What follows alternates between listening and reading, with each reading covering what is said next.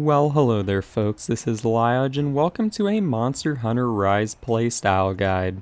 In this series we will be exploring unique and interesting ways to play each of the game's 14 different weapon types. In each video I will be covering a specific build or playstyle for a given weapon that may just make it feel completely different. Whether you've played the weapon for 100 hours or are picking it up for the first time, you might just discover a cool new way to play. As a disclaimer, these videos will not be full weapon tutorials. I will be going over a few key techniques and combos relating to the particular playstyle, but to learn about everything a weapon has to offer, there are already some great tutorials out there. I am also not claiming that any of these playstyles will be the most efficient ways to play, but I have the hope that they will provide a fun change of pace for your hunts. So with all that out of the way, let's go ahead and get started. Well, here we go again. Today I have yet another Gunlance playstyle guide. Although there are still weapons that I have not yet made any guides for, at the time of making this video this will be my third guide on the Gunlance. I do have to admit that there are some weapons that I have been having a harder time finding interesting playstyles for. With the 3.0 update around the corner, hopefully we will get some more options for neat builds that could allow for more variety. For the time being, however, I have yet another playstyle for the Gunlance. When it comes to being able to play a weapon in different ways, the Gunlance already has this feature built in through the use of shelling types. Plus, after tweaking your build and switch skills, we end up with a weapon that has a huge potential for playstyle variety.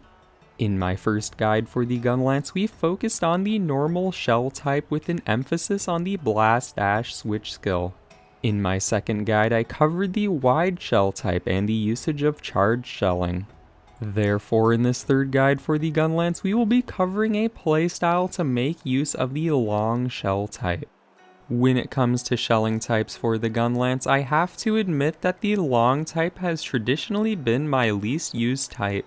That said, after messing around with it to develop a playstyle, I have ended up having a lot of fun with it. So what do we need to know about the long shelling type? Well, to review the other two shell types, we have the high capacity, low damage normal shells and the low capacity, high damage wide shells. For the long type shells, we have the happy medium between these two types with the perfect balance of damage and capacity. This basically makes long type Gunlances a sort of jack of all trades, being able to do pretty decent damage with most shelling abilities. Now this also happens to be the reason why I generally didn't favor this shelling type, because I prefer the more specialized nature of the other two types. That said, the long shelling type does have some areas where it particularly excels, so let's cover those now. Alright, so as we know, the long shell type is a middle ground for both shell capacity and shell damage. Being in the middle for shell capacity, our full burst is not quite as powerful as a normal Gunlance, but not as weak as a wide Gunlance. And being in the middle for shell damage, our charged shelling is not quite as powerful as a wide Gunlance, but not as weak as a normal Gunlance. It does just happen that the long type shelling does have one particular specialization though. This would be the Wyvern Fire ability. This ability is essentially an ultimate attack for the Gunlance. You can activate this ability by pressing X and A while guarding. This will release a huge explosion that deals some great damage. Now for normal and wide type Gunlances, this attack will deal 3 separate hits dealing the same damage, but for long types this will add in a 4th hit. This makes the Wyvern Fire the most powerful on long type Gunlances. If you've played any amount of the Gunlance, you are probably familiar with this move, but let's cover a few extra features that come with it. First, new in Rise, you will be considered to be blocking while charging up the attack. This makes the move a lot safer to use in the middle of a fight. Do note, however, if you block an attack that knocks you back, you will stop charging. Running lots of the guard skill can help prevent this. While charging, you can also aim the attack in whatever direction you are pointing the camera. You can even aim the blast up in the air. Finally, while I said you can activate this move with X plus A while guarding, you don't actually have to be in the guard animation. A quick press of ZR, X, and A will start the attack, and you can even seamlessly combo into it after any other attack. Now it is worth noting that if you play a lot of multiplayer, this move will launch your teammates, so try to keep your distance from folks when using it. Now with all this said, the Wyvern Fire is a move that comes with a lengthy recharge time. Therefore, we can't rely on using only it in combat. Okay, so while we're waiting for our Wyvern Fires to recharge, what other things can we do in the meantime? Well, this is the part where things become less defined. As we know, the long type Gunlance performs decently at basically everything else. If you want, you could do full burst combos, or you could also throw in some charged shelling and be doing some pretty decent damage. At this point, you could focus on any of the different moves to form a unique playstyle. For this guide though, I have one move in particular picked out. This will be the Worm Stake. So what is so special about the Worm Stake for the long Gunlance? When compared to the normal Gunlance, this move is quite similar. When fired, it will lodge a metal spike into the monster that deals multiple slashing hits before exploding. For both normal and long Gunlances, this behavior is the same, but this is different from the wide type Worm Stake. For wide type Gunlances, the Worm Stake deals only 2 hits, and both of them will deal KO damage. So this gives the different types of Worm Stake slightly different use cases, but how do all 3 of them compare in damage?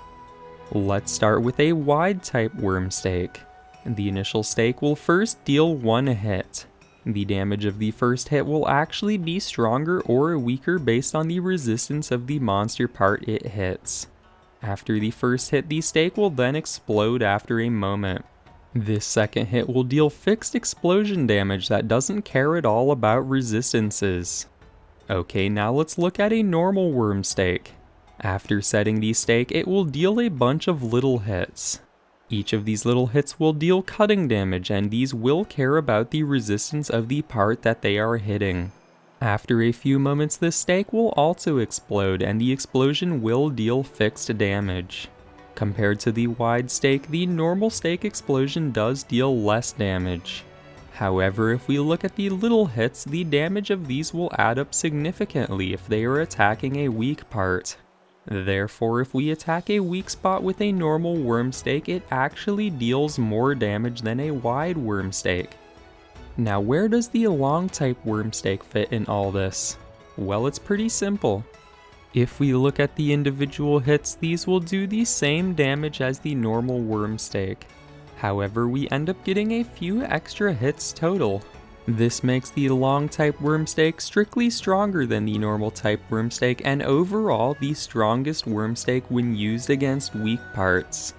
While the wide type Worm Stake does still provide us utility with KO damage and more power against armored parts, we can get more damage potential out of the long one. Okay, with all this said, I would like to make a long type playstyle with 2 focuses, Wyvern Fire and the Worm Stake. Let's go over the switch skills to support this playstyle. In the first slot, we will be taking the charged shelling skill. I'm sorry Blast Dash, I love you, but the charged shelling does give a great path to our Worm Stake, so we will be running it. In the second slot, we will be running the Hail Cutter Silk Binds. This fun skill comes with the bonus effect of shortening the cooldown on our Wyvern Fire. Ground Splitter is still a great skill though, so feel free to run it if you would rather not lean into the Wyvern Fire as much. In the third slot, as weird as it may seem, we will be taking the Guard Reload. I originally thought running this skill on anything but wide type Gunlances would be crazy, but the bonus feature of reloading our Worm Stake does actually do a lot for us. By the way, to learn everything you need to know about using the Worm Stake, check out my guide on the charged shelling playstyle. Most of the techniques covered in that guide that use the worm stake can also apply to the worm stake in this playstyle. Oh, I almost forgot. What kind of build should we be running for this playstyle? For a weapon, I just went and picked a Gunlance with long type level 5 shelling. The K9 Gunlance is a good choice here, and it also comes with natural white sharpness as a bonus. For most of my Gunlance builds, I almost always prioritize shelling over melee damage. I'm sure you may be able to get a more optimal build if you considered skills to boost your melee attack, but I have fun prioritizing shelling damage and then adding defensive skills on top of that. In that case, full Basil Geese armor is essentially perfect for me. I've basically already covered all my preferred Gunlance skills in my past guides, but in summary, artillery and load shells for your shells, guard for your shield, and evade extender for your mobility are highly recommended. Let's go ahead and get started with our demo hunt. After making enough of these guides, this is just business as usual.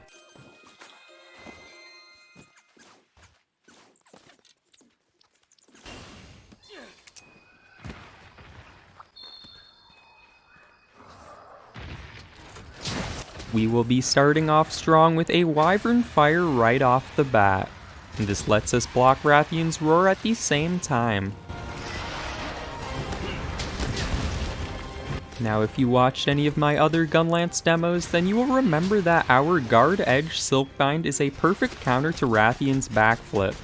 This lets us perfectly aim a worm stake at the tail. Now what I'm trying to do here is perform a quick charge shell to get out a quick worm stake.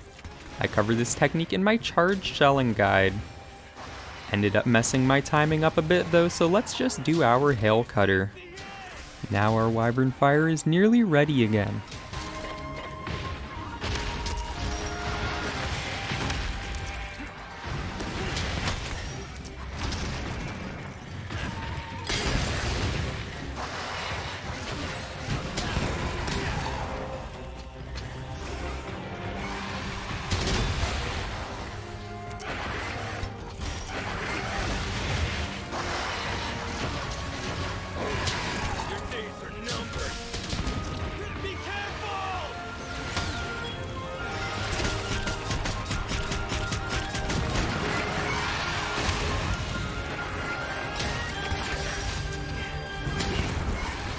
So in this demo I was trying to focus on getting out a lot of worm stakes, but I did end up being a bit cautious and not going for as many as I wanted. Thankfully, however, Rathian has been nice and generous with backflips to give us free counters.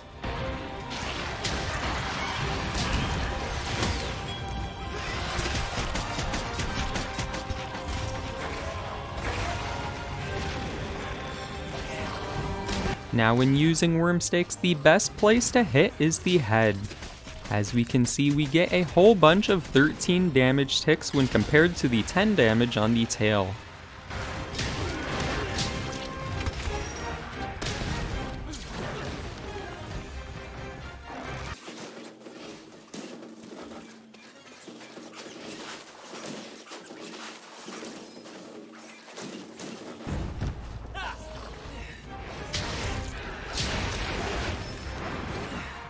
Okay, let's get rid of this tail.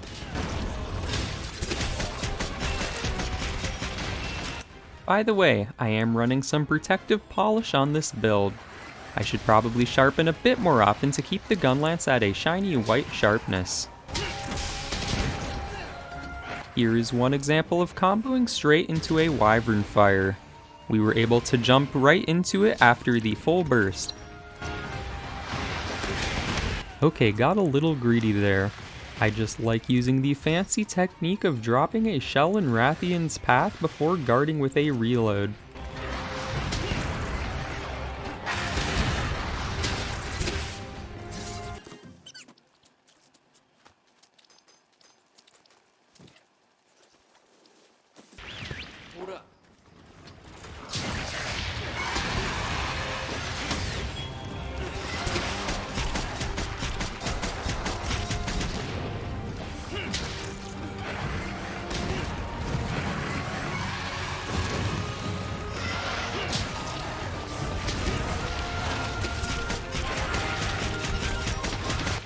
Yes, I did just activate my guard edge in response to a Bullfongo charging me. I would do it again too.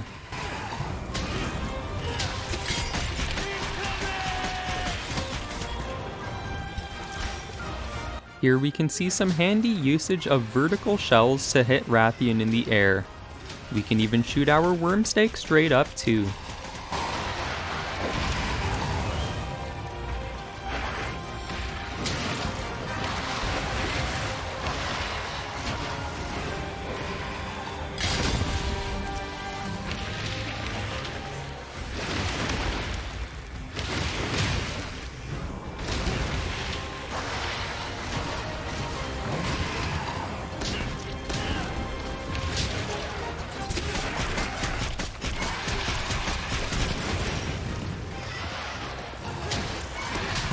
Phew! That had to have been a frame-perfect guard edge.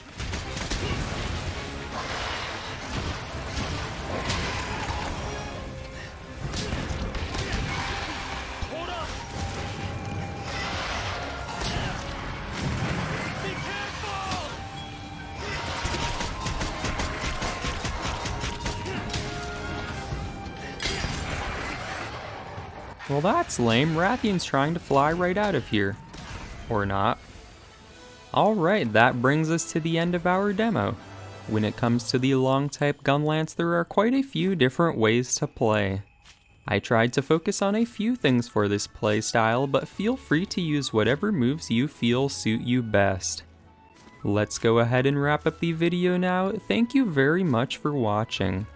If you enjoyed, a like would always be appreciated, and feel free to subscribe to the channel for more content in the future. By the way, if you haven't seen it already, check the description for a few links to my other platforms. In particular, I would like to promote my Discord server. Right now there aren't a ton of folks there, but I would like to build it into a place where people can talk about my content and just hang out in general.